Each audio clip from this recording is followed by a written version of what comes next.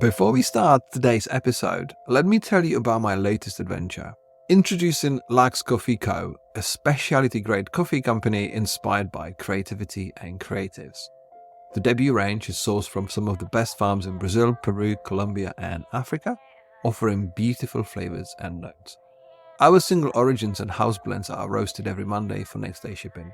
Visit luxcoffee.co.uk and use code PODCAST for 15% off your first order. And yes, there's exceptional merch too. Lux Coffee Co. is where art meets exceptional coffee. Welcome to 5-Minute Magic from the Mindful Creative Podcast, a short bonus episode sharing tips and insights from the pages of the book of the same title. Every week I'll be sharing 1 or 2 ideas that can give you an actionable takeaway for your creative process, your work, your business, or just food for thought for the weekend ahead. These episodes share content from the audiobook, and you can find the link to the full version in the show notes below. Every creative knows the internal tug of war between seeking solitary inspiration and craving collaborative energy, with each path offering its own mix of freedom and frustration.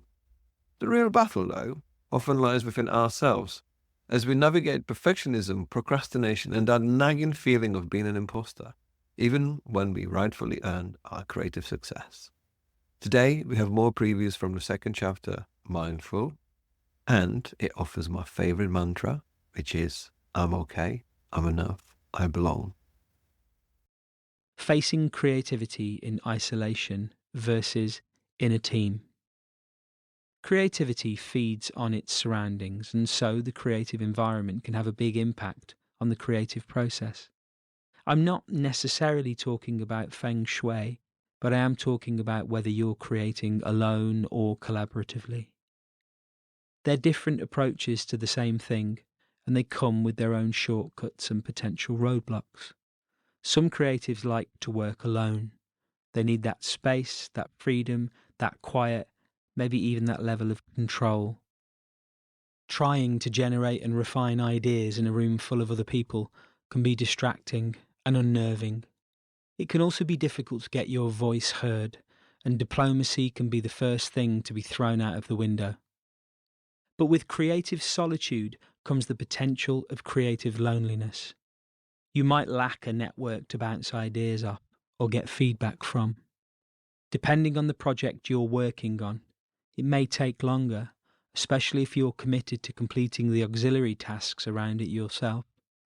There's no one else around to help talk you through a creative block, and unhelpful thoughts can quickly multiply when you're alone, especially when you stray onto social media. I'm no good at this. Everyone else is better than me.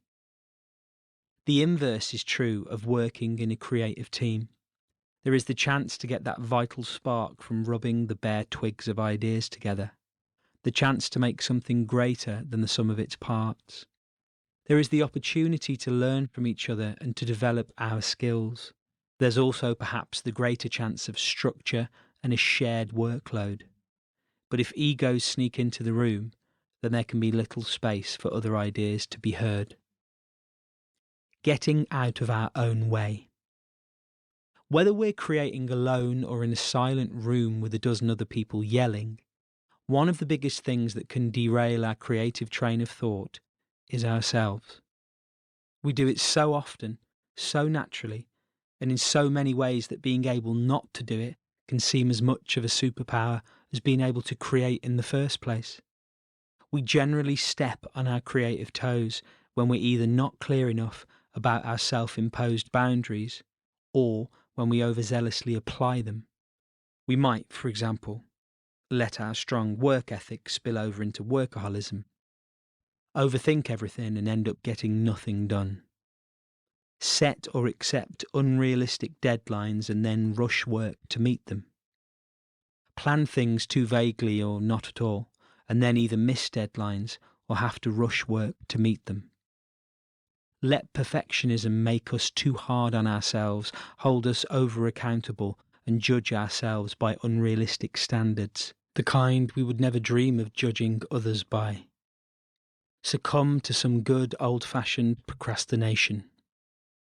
When this happens, our superpowers can become liabilities and drag us off the precarious tightrope one way or the other.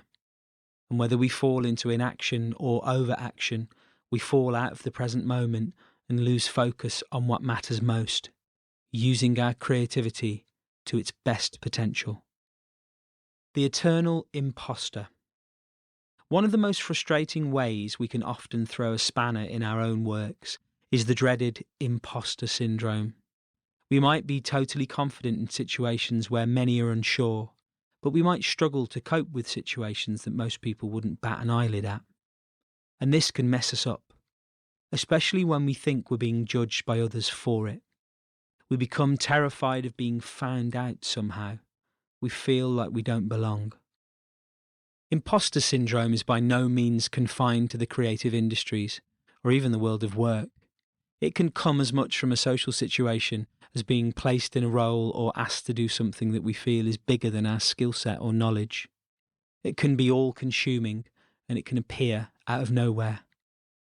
But what is an imposter? It's someone who's pretending to be something that they're not. To a degree, everyone feels like this at some point. It's an inevitable part of life, especially when they're trying to fake it till we make it.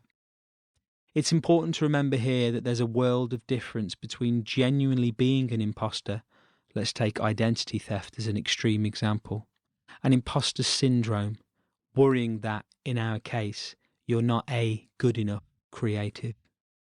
The latter has to do with self-doubt, the Achilles heel of untold numbers of creatives throughout history, and it can be challenged and gotten through.